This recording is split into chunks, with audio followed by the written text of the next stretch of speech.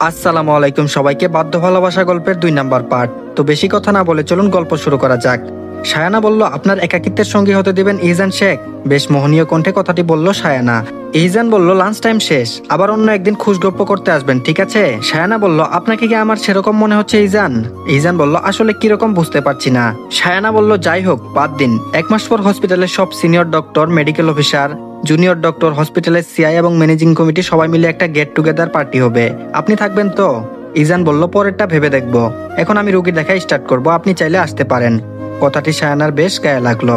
এভাবে কেউ বলে নাকি? আজব তো।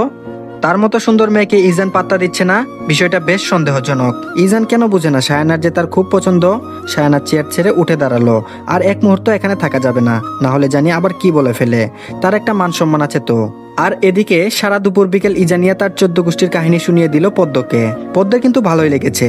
আসলে পদ্ম এরকম কথা বলা মানুষকেই পছন্দ করে। সেও প্রচুর কথা বলতে পছন্দ করে, কিন্তু পরিস্থিতির কারণে বলা হয়ে উঠছে না। আবার কি না কি ভাবে। ইজনিয়া একটা বন্ধুসুলভ মেয়ে, তার কথা দেখেই বোঝা যায়। রাত ৮টায় পদ্ম আর ইজনিয়া রাতের খাবার খেয়ে ফেললো। ইজনিয়া চলে গিয়েছে পড়তে, আর পদ্ম ইজানের রুমে এসেছে। গ্রামে হলে এতক্ষণ ঘুমিয়ে যেত, কিন্তু এখানে এত তাড়াতাড়ি ঘুমিয়ে পড়লে যদি ওনারা কিছু মনে করেন। পদ্ম খাটে বসে আবারও সেই ছবিটার দিকে তাকালো। ছবিটার দিকে তাকালে পদ্মের কেমন জানি লাগে, যেন ইজান তার দিকেই তাকিয়ে হাসছে। একটু একটু লজ্জাও লাগতে শুরু করলো পদ্মের। ঘড়ির কাঁটা ৮টা ৩৪, তখন একটু একটু করে পদ্মের চোখে ঘুম আসছে। সে আর বসে থাকতে পারছে না, এবার শুয়েই গেল। সকালে শাশুড়ি বলেছিল ইজান যখন হসপিটালে যায় তখন যেন সে উঠে। এই কথা চিন্তা করেই পদ্ম ঘুমিয়ে গেল। রাত ১০টা ৩০, ইজান বাসায় আসলো। উপরে ওঠার সময় মনিরা শেখ বললেন সে যেন তাড়াতাড়ি ফ্রেশ হয়ে নিচে আসে, কারণ তারা কেউ এখনো খাননি। ইজান কথা মতো তাই করলো, কিন্তু রুমে এসে সে দরজার কাছে দাঁড়িয়ে আছে। বাহির থেকে দেখা যাচ্ছে পদ্ম ঘুমাচ্ছে। ইজান বিড়বিড় করতে করতে রুমে ঢুকলো। এই মেয়ে সারাদিন ঘুমায় নাকি? রাতের খাবার খেয়ে ইজান রুমে আসলো। এখন ঘুম আসবে না, তাই সে মোবাইল নিয়ে বসলো। খাটের এক পাশে পদ্ম আর এক পাশে ইজান। ইজান নিজের মতো ফোন দেখছে, পদ্মের দিকে তাকাচ্ছে না। রাতে হঠাৎ অনেক বাতাস শুরু হলো। ইজান সেটা দেখে বারান্দায় এসে দাঁড়িয়েছে। বিকেলে তো এমন কোনো সংকেত পায়নি যে বৃষ্টি আসবে, এমনকি সে বাসায় আসার আগ পর্যন্ত মনে হয়নি বৃষ্টি আসবে। ইজান বারান্দায় দাঁড়িয়ে বাতাস দেখছে। মেঘ আসার আগ মুহূর্ত তার কাছে ভীষণ প্রিয়। ঘুরুম করে মেঘের আওয়াজ শোনা গেল। পদ্ম লাফ দিয়ে উঠে পড়েছে ঘুম থেকে। ঘুম থেকে উঠে বুঝতে পারলো বৃষ্টি হবে, তাই মেঘের আওয়াজ শোনা যাচ্ছে। কিন্তু মেঘের আওয়াজে তো ভয় হচ্ছে। গ্রামে থাকলে তো তার মা ২ বোনকে জড়িয়ে ধরে বসে থাকতো, এখন কি হবে? পদ্ম দেখছে বারান্দায় ইজান দাঁড়িয়ে আছে। তড়িঘড়ি করে ইজানের পেছনে দাঁড়ালো। ইজান পদ্মকে খেয়াল করেনি, তার দৃষ্টি বাহিরে। আবারও মেঘের ডাক শোনা গেল। পদ্ম ভয়ে ইজানের টি শার্ট টেনে ধরলো। ইজান পিছন ফিরে তাকালো, দেখলো পদ্ম চোখ বন্ধ করে কাচুমাচু করে রেখেছে। ইজান পদ্মের হাত ধরে টেনে ওপাশে দাঁড় করালো। তারপর বলল, বেশি ভয় পাচ্ছেন নাকি ম্যাডাম? পদ্ম ভয়ে ভয়ে বলছে, জি হ্যাঁ। ইজান বলল, আবারও মেঘ ডাক দিল। পদ্ম আবার চোখ বন্ধ করে ইজানের টি শার্ট চেপে ধরেছে। ইজান পদ্মের দিকে তাকিয়ে বলল, আমি কি জড়িয়ে ধরবো তোমাকে? রাতের আকাশে মেঘ বোঝা যাচ্ছে না কিছু, চারিদিক এমনি অন্ধকার হয়ে আছে। বৃষ্টি হওয়ার পর কেমন নির্জন মনে হচ্ছে শহরটা। চারিদিকে শীতল আবহাওয়া, মৃদু বাতাস বইছে। বাতাসের সাথে হালকা কেঁপে উঠছে পদ্ম। ইজান পদ্মের দিকে তাকিয়ে আছে। পদ্ম যে কিছুক্ষণ পর পর কেঁপে উঠছে ইজান ভালো করেই খেয়াল করছে। পদ্মের কেঁপে ওঠা দেখে নিঃশব্দে ইজান হাসছে। পদ্ম আগের মতো ভয় পেয়ে চোখ বন্ধ করে আছে। আবার মেঘের আওয়াজ শোনা গেল। পদ্ম এবার মুখ ফুটে বলল, আমার ভীষণ ভয় করছে। বলেই পদ্ম জড়িয়ে ধরেছে ইজানকে। ইজান খুব হালকাভাবে এক হাত দিয়ে জড়িয়ে ধরেছে, কিন্তু পদ্ম খুব জোরে সোরে জড়িয়ে ধরেছে। বোঝা যাচ্ছে পদ্ম খুব ভয় পেয়েছে। পদ্ম ইজানের বুক সমেত। ইজান মনে মনে বলল, বয়সেও ছোট, উচ্চতায়ও ছোট। আচ্ছা, ইজানের এমন কেন লাগছে? পিচ্ছে একটা মেয়ের সংস্পর্শে এসে। ইজানের জীবনের প্রথম নারী পদ্ম। কিছুক্ষণ বাদে ইজান ছেড়ে দিল পদ্মকে। পদ্ম হকচকিয়ে গেল। লজ্জায় সে এখন থেকে চলে এসেছে। চিন্তা ভাবনা করতে পারে না পদ্ম। তবে ওই সময়ের মুহূর্তটা মনে পড়তেই পদ্মের মুখ লাল আবার ছড়িয়ে পড়ল। ইস, কি লজ্জা! পদ্ম ঘুমিয়ে পড়েছে। ইজান রুম থেকে বেরিয়ে গেল। সারারাত ইজান লিভিং রুমে সোফায় কাটিয়ে দিল। মন চাচ্ছে না রুমে যেতে, তাই ওখানেই শুয়ে পড়ল। সকাল ৭টা। আজ শুক্রবার, ইজানের ছুটি। হসপিটালে যেতে হবে না, তাই ঘড়িতে অ্যালার্মও দেয়নি। মূলত শুক্রবার ইজান একটু বেশি সময় ঘুমায়। ইজান ঘুমাচ্ছে। মনিরা শেখ ঘুম থেকে উঠে লিভিং রুমে এসে দেখে তার ছেলে সোফায় পড়ে ঘুমাচ্ছে। মনিরা শেখের বেশ খারাপ লাগছে। হয়তো ইজান পদ্মকে মেনে নিতে পারেনি, তাই রুমে না শুয়ে এখানে সোফায় শুয়েছে। আজই তিনি ইজানের সাথে কথা বলবেন, তারপর তার একটা ব্যবস্থা তিনি করবেনই। ইজানের ঘুম ভেঙেছে ৮টায়। ইজান উঠে তার রুমে গেল। আশ্চর্য, আজ রুমে পদ্মকে দেখেনি ইজান। ফ্রেশ হয়ে আসলো নিচে। প্রতিবারের মতো ইজানের বাবা হুমায়ুন শেখ টিভি দেখছেন আর চা খাচ্ছেন। ইজান তার বাবার পাশে সোফায় বসলো। ইদানিং হুমায়ুন শেখ ইজানের সাথে কথা বলছে না, কিন্তু ইজান তো তার কথা রেখেছে। তাও কেন এত তেজ দেখাচ্ছেন ইজান বুঝছে না। পদ্ম কফি নিয়ে এসেছে ইজানের জন্য। পদ্ম মুখের সামনে কফিটা ধরেছে একদম, তারপর বলল আপনার কফি। ইজান মাথা তুলে পদ্মকে দেখলো, মাথা নিচু করে পদ্ম কফি নিয়ে একদম তার সামনে এসে দাঁড়ালো। পদ্ম ইজানের দিকে তাকাচ্ছে না। ইজান কফিটা হাতে নিল। পদ্ম ইজানের হাতে কফি দিয়ে রান্নাঘরে চলে আসলো। আসলে পদ্ম ঘুম থেকে উঠে ফ্রেশ হয়ে রান্নাঘরে এসেছিল মনিরা শেখের কাছে। তিনিই পদ্মকে কফি বানানো শিখিয়ে দিয়েছেন। যে কফিটা পদ্ম বানিয়েছে সেটাই আবার উনি ইজানের জন্য পদ্মের হাত দিয়েই পাঠালেন। প্রথমে তো বলেছিল বিয়ে করবে না, বিয়ে না করলে এই সময় কফি বানিয়ে এনে কে খাওয়াতো। হুমায়ুন শেখ টিভির দিকে তাকিয়ে কথাটি বলল ইজানকে। এই বাসায় থাকলে এমনিও সকালে তার মা কফি বানিয়ে দেয় তাকে, আর ফ্ল্যাটে থাকলে নিজে বানিয়ে খাই। কিন্তু ইজান কোনো ভ্রুক্ষেপ করলো না হুমায়ুন শেখের কথাই। সে জানে তার বাবা তাকে খোঁচা দিয়ে কথাটি বলেছে, আর অকারণে তার কথা বলা পছন্দ না। খুব কম সময়ে এসব অযুক্তিযুক্ত কথার উত্তর দেয় ইজান। সে নিজের মতো কফি খাচ্ছে আর ফোন দেখছে। এর মাঝে পদ্মর মা কল দিয়েছে। পদ্ম যেহেতু রান্নাঘরে তাই ফোনটা নিয়ে ওখানেই গেল। পদ্মকে ফোনটা রিসিভ করে দিয়ে বলল কথা বলতে। পদ্ম কিছুক্ষণ কথা বলল তার মায়ের সাথে। কথা বলার মাঝে মাঝে তার কণ্ঠ আটকে আসছিল, চোখে পানি টলমল করছিল। এটা বেশ খেয়াল করলো ইজান। কথা বলা শেষে পদ্ম ফোনটা দিয়ে দিল ইজানকে।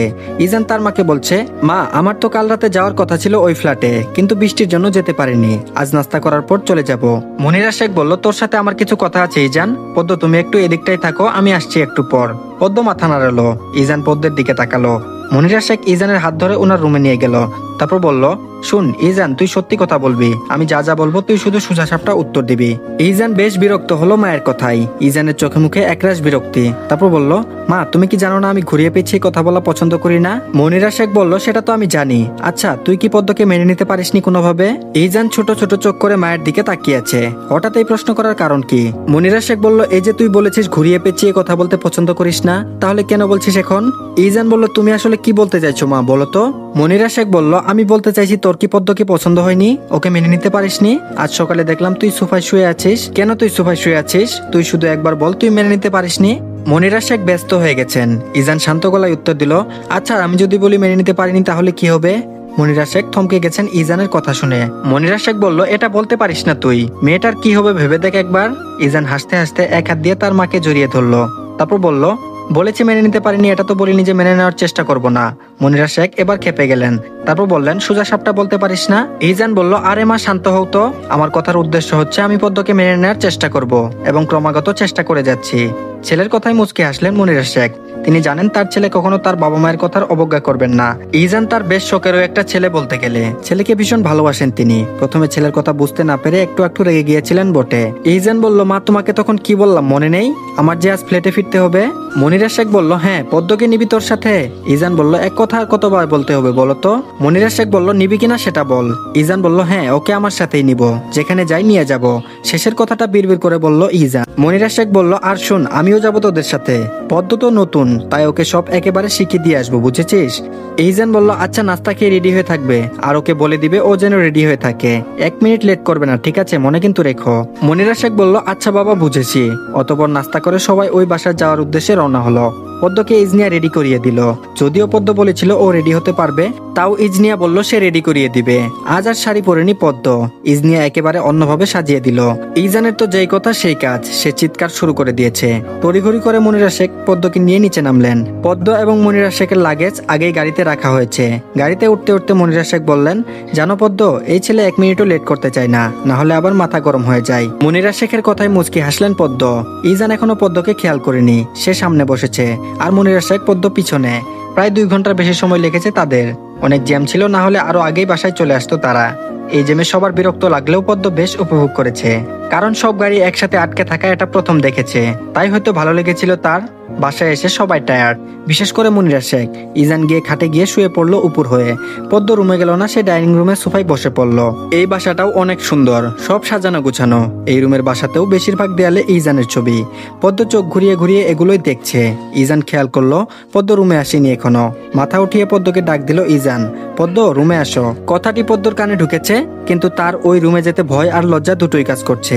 সে কিভাবে যাবে? ইস, না ডাক দিলে হতো না। এখন সে কিভাবে ওই রুমে যাবে? অনেক চিন্তা করে রুমে ঢুকেছে পদ্ম। পদ্ম বলল, জি কিছু বলবেন? ইজান মুখ ওই দিক রেখে বলল, বাইরে কি করছিলে? এত দূর থেকে এসেছো, ফ্রেশ হবে না? পদ্ম বলল, জি। ইজান আর উত্তর দিল না। পদ্ম ইজানের উত্তরের আশায় দাঁড়িয়ে আছে, কিন্তু ইজান কিছু বলছে না। পদ্ম ভেবে নিয়েছে সে কিছু বলবে না, তাই সে ফ্রেশ হয়ে আসলো ওয়াশরুম থেকে। পদ্ম মনিরা শেখের রুমে গেলেন, তিনিও শুয়ে আছেন। পদ্মের একটু বিরক্ত লাগছে, সবাই এমন শুয়ে আছে কেন? পদ্ম বলল, মা আপনি শুয়ে আছেন কেন?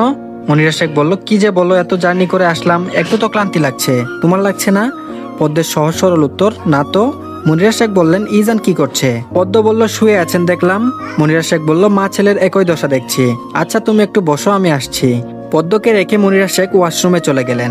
কিছু সময় বাদে তিনি বের হয়ে এসে পদ্মকে বললেন, চলো পদ্ম, আমার সাথে রান্না করে। পদ্ম আর মনিরা শেখ রান্না করতে গেলেন। রান্না করার মাঝে পদ্ম যে কত শত প্রশ্ন ছুড়েছে মনিরা শেখকে, তিনিও একটু বিরক্ত হননি।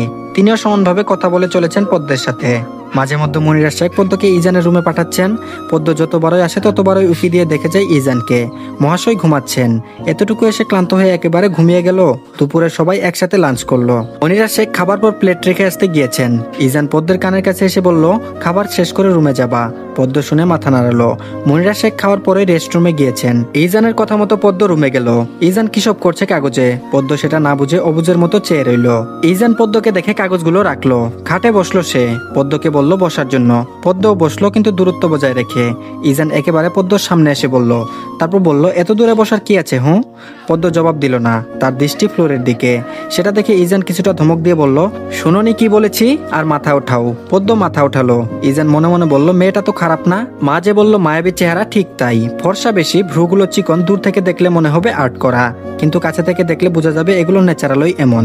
এত বেশি মোটাও না, আবার চিকনও না, দুটোর মাঝামাঝি। চুলগুলো বিনুনি করা, অনেক লম্বা না চুলগুলো, পিঠের মাঝ বরাবর। সাধারণত গ্রামের মেয়েদের চুলগুলো খুব বেশি লম্বা থাকে।